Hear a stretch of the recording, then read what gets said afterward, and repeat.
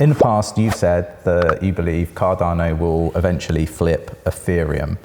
But do you think Cardano could one day flip Bitcoin? And the reason why I ask this, if everything comes on chain, real world asset tokenization, the emergence of AI, privacy, which brings in all these different industries, do you think there will ever be one day where altcoins flip Bitcoin? See what I did there with that loaded question? My thoughts, my opinions are that it's inevitable that, Cardano and other altcoins do flip Bitcoin. But let's see what Charles has got to say. Well, I look at it now like the triumvirate. 2021 was a very different market than 2025. In 2021, Cardano was number 3. We were about $100 billion. And structurally, we were just missing a few things. We were too late out the gate with our smart contract paradigm. And even though directionally we're right about the paradigm, it took us too long to get the DevX where it needed to be, and it took us too long out the gate to get the scalability technologies that we needed, so we missed that cycle. So Charles here admits that they missed the cycle. They were too late, even though the architecture was heading in the right direction. Meanwhile, Solana moved fast, capitalized. It's rare to hear founders say, this so plainly in openness and transparency. I really did think that Charles was very open and transparent in this interview. And I think that's part of what makes this interview so amazing. So do check out the full interview. The link is in the description of the video. Had we had that technology that we have today in 2021, I firmly believe we would have flipped Ethereum because we're just structurally better than them in many ways. But we missed it, and Solana took that advantage, and they were very smart about it. With respect to where we're at today, I look at kind of a triumvirate of Bitcoin, Cardano, and Midnight. And I say, you got a value layer, you got a computation layer, you got a privacy layer. And the combination of those three things, I think, is all you're ever going to need inside the industry. Generationally, they cover pretty much everything, and when you're a government, you don't want to make controversial or rash decisions. And so Bitcoin is the adoption point for many of them. And now that we have Bitcoin DeFi, you can move out of that ecosystem into Cardano and into Midnight, and you put these pieces together, you can run any economic, political, or social system. So collectively, I'd like to see kind of an alliance there, like Caesar and Crassus and Pompey. I'd like to see these three chains come together, and I think they can all dramatically mutually benefit from each other. So this wasn't the style of answer I was expecting from Charles. Bitcoin equals the value layer, Cardano equals the computation layer, and Midnight the privacy layer.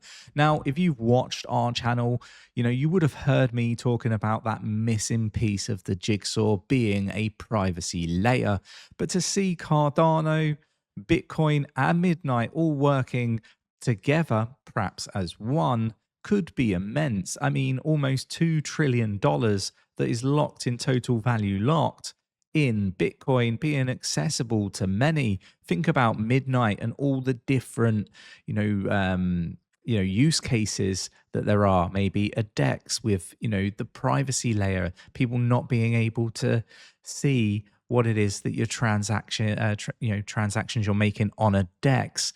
I mean, healthcare, banking.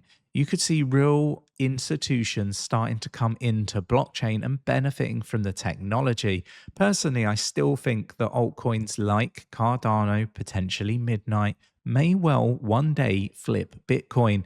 And maybe the media, training that Charles and a lot of these people have that we're talking to in these interviews is playing out, and they're not really going to let us know their true feelings. Ethereum is Ethereum, Solana, Sui. They've done a great job of fighting each other. I completely agree with Charles here. There's so much tribalism in the crypto space. We need something more refreshing where people come together, try to develop things that will really change the world and bring mainstream adoption. Let me know your thoughts and opinions in the comments below. And spending billions and billions of dollars and creating narratives and meme coins and all these other things. Have you ever wondered where these narratives come from? Have these big entities in the crypto space the ones that are well funded by VCs, been setting the narratives? Have they been throwing loads of money at narratives to push an agenda? Look, I've always been skeptical about some of the narratives that come from the blockchain space. And look, this doesn't shock me. Does it shock you, though? Let me know. But for the most part, what they haven't done is penetrate the real world commerce. Okay, there's no big company running solely on this infrastructure. There's plenty of big companies that have dipped their toes in the water and deployed something, like Mercedes-Benz deployed bonds, or IBM does something somewhere, or something like that. But for the most part, there's no CEO of a Fortune 10 or Fortune 20 company that wakes up and says the backbone of our entire enterprise is based on Ethereum or Bitcoin or any of these things. So I really do agree with Charles on this point. There are no, big companies, institutions, enterprises that are solely on the blockchain just yet. But I think that it is coming. The privacy layer is that missing, piece of the puzzle for me. I've said this many times. And look, I think that it demonstrates how early we are in the crypto space. There is more upside than there is downside. And this is what a lot of the big personalities out there, the big influencers, the big money, the smart money. It's what BlackRock's telling you. It's what Michael Saylor's telling you. It's what Charles is telling you. It's what the Trump family are telling you, that crypto isn't going away, and it's being widely adopted. And we are that phase, for me, just before mainstream adoption. So for that matter, when you have something like Midnight, for the first time ever, I think that is a real possibility, that you can transition a company into that realm.